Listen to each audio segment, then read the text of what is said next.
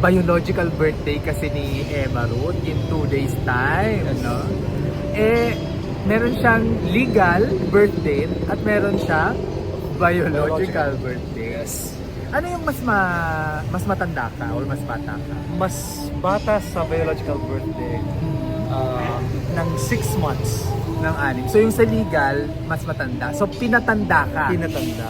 Yeah. Bakit ka pinatanda at bakit daw yun ginagawa? Kasi sa probinsya daw, you cannot enroll ka agad kapag yung biological birthday. So pinatanda na konti para makapasok agad at makapag-aral. Oh, bakit ka naman gustong pag-aralin agad? Yeah, but I think it's largely economic para makapag-aral, makatipid sa pag-aaral, less time to spend in school. Oo, at saka siguro gusto nila talaga na pag-aral ka. Siguro makulit ka ng bata ka, no? Para Baka. mag-aral ka na nga, para wag ka dito sa bahay. Yes. Ganyan. Oo. And then, sineryoso naman mo kaagad, di ba? Kasi nung nag-college ka, ilang years ka sa college? 3.5 instead of 4. 3.5 din lang. So gusto inagahan-agahan pa niya talaga. Kaya nagtatrabaho na siya sa edad na 19, kaka 19. 19 years old. Nakakaloka. Ayan. Anyway, happy birthday. Thank you.